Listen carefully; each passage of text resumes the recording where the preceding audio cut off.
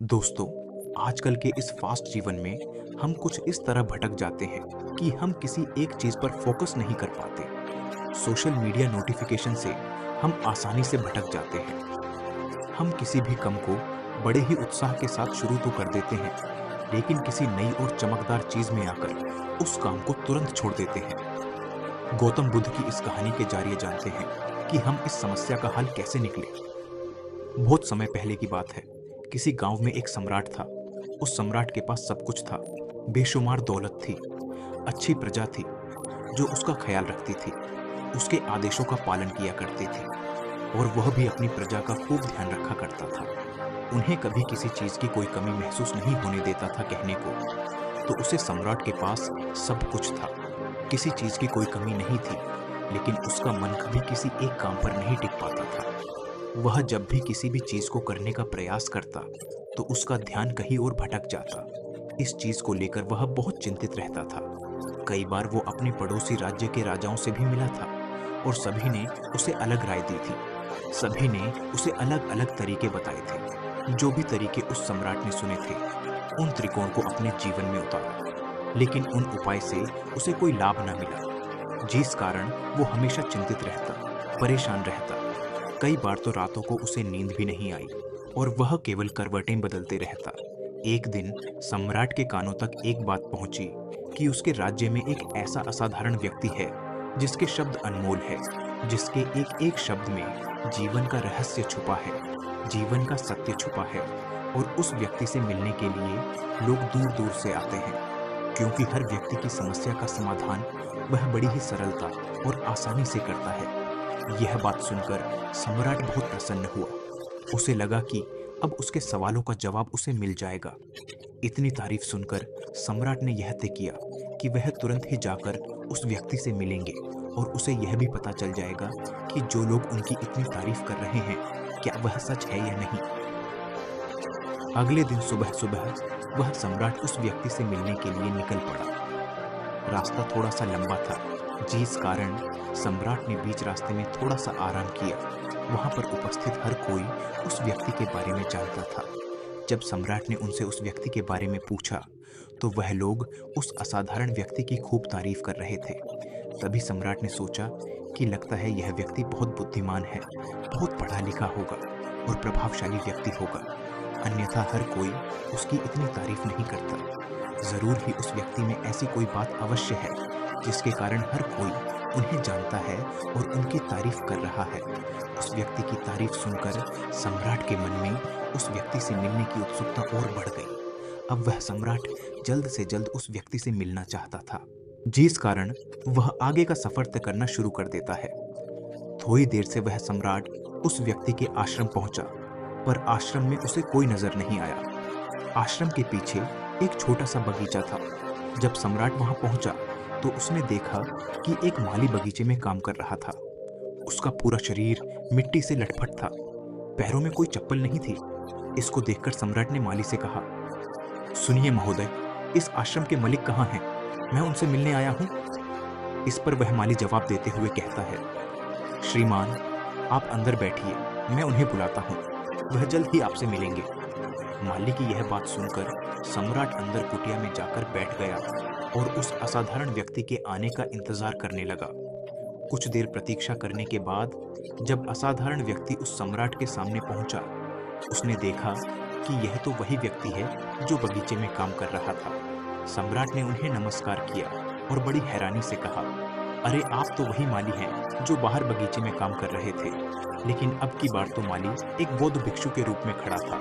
तभी बौद्ध भिक्षु सम्राट से कहते हैं, सम्राट, मेरा मजाक माफ कीजिए, मैं बगीचे में छोटा सा काम कर रहा था।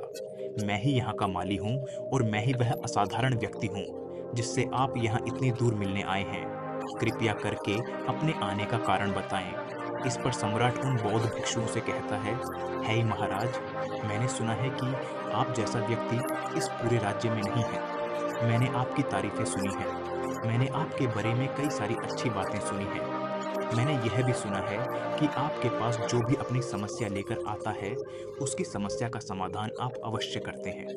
इसी कारणवश मैं आज आपसे यहाँ पर मिलने आया हूँ और मैं आपसे उपदेश सुनना चाहता हूँ। लेकिन मेरे मन में एक शंका है।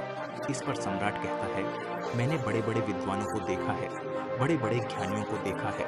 वे जब भी चलते हैं तो उनके पास तरह-तरह की ज्ञान की किताबें होती है। उनके पास ऐसा कोई ना कोई संकेत ज़रूर नज़र आता है जिससे यह पता चल सकता है कि वे लोग ज्ञानी हैं। लेकिन आपके पास तो ना कोई ज्ञान की किताबें हैं और ना ही कोई ऐसी कला के संकेत आप में नजर आ रहे हैं, लेकिन उसके बावजूद आप बहुत शांत नजर आ रहे हैं। क्या आप मुझे इसका रहस्य बता सकते हैं? इस पर बौद्ध भिक्षु मुस्कुराने लगे और सम्राट से कहते हैं, मेरा ज्ञान तो इस संसार में प्रकृति के रूप में हर जगह है। मैं अपना ज्ञान जीवन की सरल और साधारण वस्तुओं से ही लेता हूँ। पर महाराज, आप यहाँ की समस्या को लेकर परेशान हैं। कृपया आप मुझे आपके यहाँ आने का कारण समझाएं। इस पर सम्राट कहते हैं, है गुरुदेव, मेरे यहाँ आने का कारण यह है कि मैं किसी भी काम को लेकर लंबे समय तक किसी कार्य पर अपना ध्यान नहीं लगा पाता। मैं कुछ ही देर में उस कार्य से भटक जाता हूँ। कृपया कर मुझे अपनी समस्या का समाधान बताएं। मैं इस बात से काफी चिंतित हूँ। बौद्ध भिक्षु ने सम्राट की चिंता को समझकर कहा, महाराज, आपकी समस्या मुझे समझ आ गई है। आप जिस कार्य पर ध्यान नहीं लगा पा रहे हैं, उसके लिए मैं आपको एक उपाय बता सकता हूँ, लेकिन आज आपको थोड़ी देर हो चुकी है। आप मुझे कल सुबह मिलिएगा। कल सुबह का समय ठीक रहेगा। कल सुबह जब आप मुझे मिलेंगे तो मैं आपके सभी सवालों का जवाब आपको दे दूंगा। यह कहकर बौद्ध भिक्षु वापस अपने बगीचे में लौट गए और वह सम्राट भी वापस अपने महल लौट गया। लेकिन सम्राट को रात भर नींद नहीं आई। वह बस यही सोच में लगा था कि आखिर बौद्ध भिक्षु मुझे क्या बताने वाले हैं। वह तो मुझे एक साधारण से माली नजर आ रहे हैं, लेकिन जिस तरह से उनका मन शांत था, जिस तरह से वह शांत नजर आ रहे थे, यह बहुत आश्चर्य करने वाली बात है। रात भर सम्राट इन्हीं ख्यालों में अगले दिन सुबह सूरज निकालने से ठीक पहले सम्राट उस आश्रम पर वापस पहुंचा। वहां पर बौद्ध भिक्षु पहले से ही उपस्थित थे।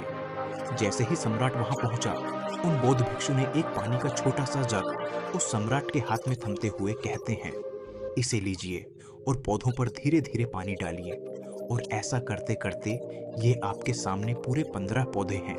इन सभी पर आपको इसी प्रकार पानी डालते चले जाना है।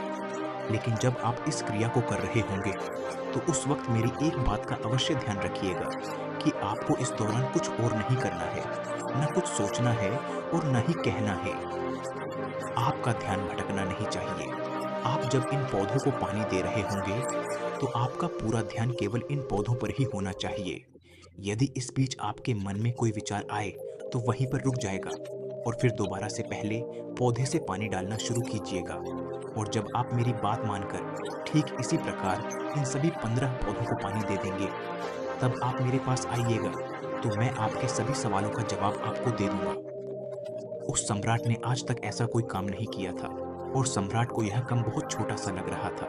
सम्राट पहली बार ऐसा कोई काम करने जा रहा था। उस पानी के जग से पहले पौधे पर बड़ी ध्यानपूर्वक पानी दिया और फिर दूसरे पौधे की ओर आगे बढ़ा। दूसरे पौधे पर भी उसने बड़े ध्यानपूर्वक पानी दिया। फिर उसने तीसरे पौधे पर पानी देना शुरू किया ही था कि उसके मन में तरह तरह के विचार उत्पन्न होने लगे। उसे अपने महल का बगीचा याद आने लगा, जहां पर तरह तरह के फूल थे, तरह तरह के पौधे लगे हुए थे। तभी अचानक उसे सम्राट को उन बौद्ध भिक्षुओं की बात याद आ गई। यदि मन में कोई भी विचार उत्पन्न हो तो उसे फिर से पहले पौधे से पानी देना शुरू करना होगा। तुरंत ही पहले पौधे के पास वापस पहुंचा और उसने फिर से पहले पौधे को पानी दिया। दूसरे पौधे को उसने फिर से ध्यानपूर्वक पानी दिया। जैसे ही वह तीसरी पौधे पर पहुंचा, उसके मन में फिर से कई तरह के विचार उत्पन्न होने लगे। अब वह सोच रहा था, पता नहीं मेरे बिना मेरे साम्राज्य में क्या हो रहा होगा। और अब की बार सम्राट को बहुत क्रोध आने लगा। उसने सोचा कि आखिर में ये छोटा सा कार्य क्यों नहीं कर पा रहा हूँ। वह तुरंत ही फिर से पहले पौधे के पास पहुंचा। उसने अब की बार बड़े ध्यानपूर्वक पहले पौधे को पानी दिया, दूसरे पौधे को भी बड़े ध्यानपूर्वक पानी दिया। ऐसे करते करते अब की बार सम्राट करीबन 5 पौधों में बहुत ही ध्यानपूर्वक पानी दे चुका था।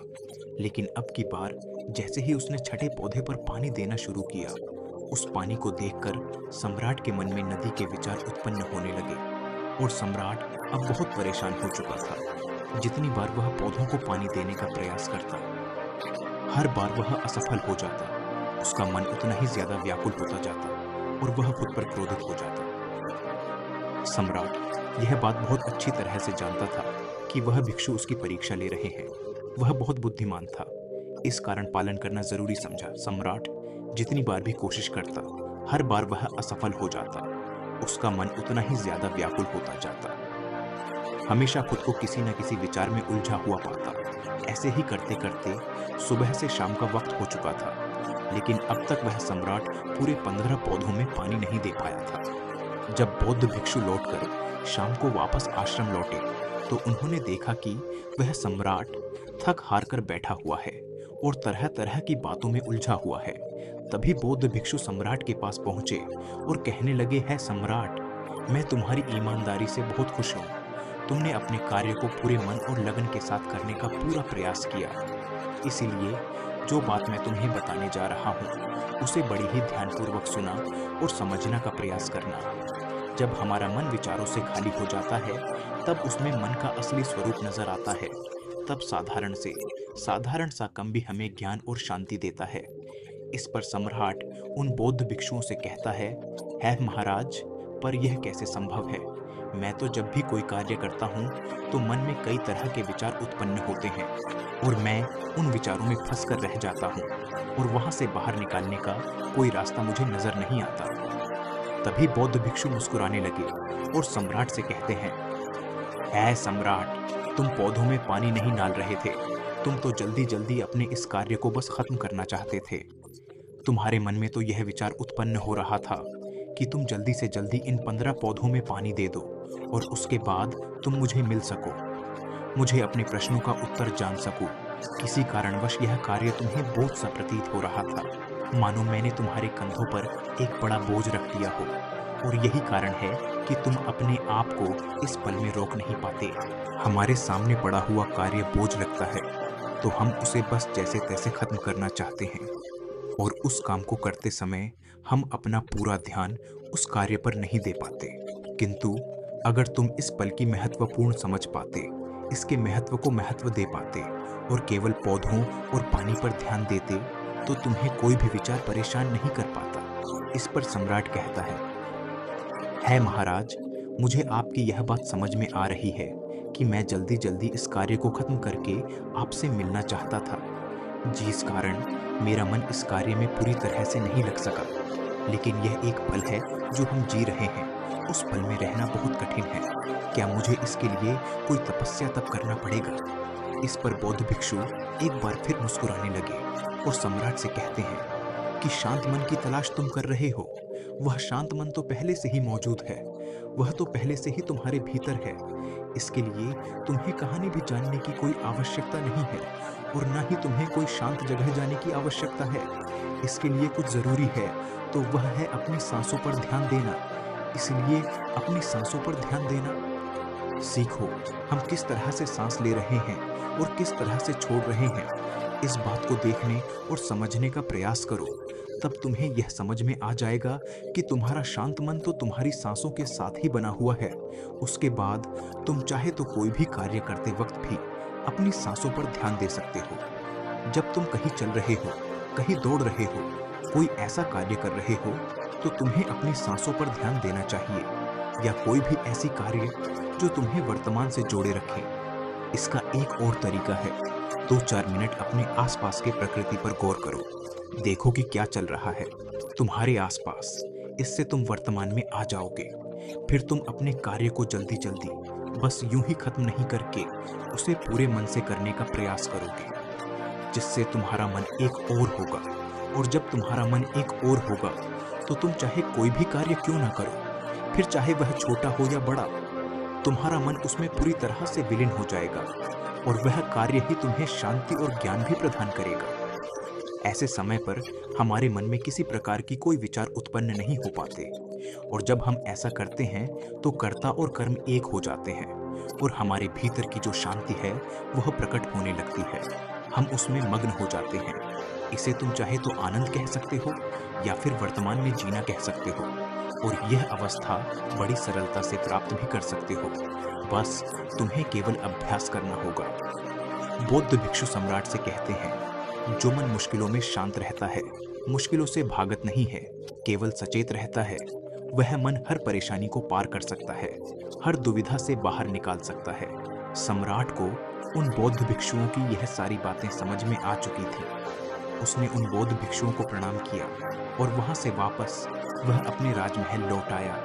उसने अपनी सांसों पर ध्यान देना शुरू किया और धीरे धीरे इस निरंतर अभ्यास के कारण वह अपने हर कार्य को ध्यान और मन लगाकर किया करता था, जिससे उसे असीम शांति मिलती थी और वह छोटे छोटे कार्यों से भी बड़ा से बड़ा ज्ञान प्राप्त कर लेता था।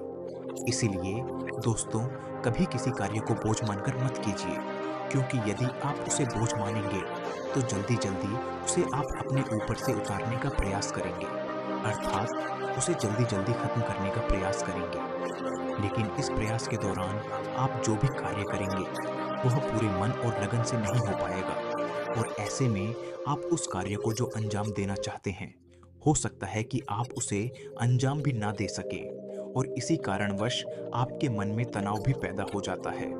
हम चिंतित रहने लगते हैं, परेशान रहने लगते हैं, क्योंकि जो अंजाम हम उस कार्य को देना चाहते थे, अंजाम हम उस कार्य को ना दे सके। और हम में से अधिकांश लोग यही गलतियां करते हैं। जब उन्हें कोई कार्य सौंपा जाता है तो वह उस कार्य को करने का प्रयास तो करते हैं, लेकिन वह चाहते हैं कि वह कार्य कितनी जल्दी खत्म हो जाए, और वह उस कार्य को करते वक्त अपने आप को वहां नहीं रख पाते, बल्कि उनका मन तो कहीं और ही भटकता रहता है, जिससे हमारा मन हम पर हावी होने लगता है, हमें तरह तरह के विचार दिखाता है और हम उन विचारों में डूबते चले जाते हैं। हम उन विचारों में फांसते चले जाते हैं और फिर वहां से हमें निकालने का कोई रास्ता नजर नहीं आता, जिससे हमारे मन में तनाव पैदा होने लगता है। हम बहुत परेशान रहने लगते हैं। हम चाहकर भी किसी कार्य को नहीं कर पाते, और जो कार्य हमें वर्तमान की ओर ले जा सकता था, उस दरवाजे को हम खुद ही बंद कर देते हैं, क्योंकि वह कार्य हमें बोझ लगने लगता है। इसलिए जब भी आप कोई कार्य शुरू करना चाहते हैं तो उससे पहले अपना पूरा ध्यान अपनी सांसों पर केंद्रित करें, और फिर आप चाहे तो अपने काम के दौरान भी अपनी सांसों पर अपना ध्यान लगाएं, रख सकते हैं। और यही जो ध्यान है, यह आपके काम के ध्यान में परिवर्तित हो जाएगा, और इस कार्य में जो भी कठिनाइयां उत्पन्न हो रही हैं उसे आप पल भर में उलझा देंगे। फिर चाहे कैसी भी विपरीत परिस्थितियों आपके सामने क्यों ना आ जाए, आप उस कार्य को पूरे मन और लगन के साथ पूरा करके ही रहेंगे। दोस्तों, उम्मीद है कि आपने आज के इस वीडियो से ज़रूर कुछ ना कुछ सीखा होगा। तो इस वीडियो को अपने दोस्तों के साथ शेयर करना ना भूलें, और अगर आप ऐसी गौतम बुद्ध की कहानियों को पसंद करते हैं तो चैनल को सब्सक्राइब करें। धन्यवाद।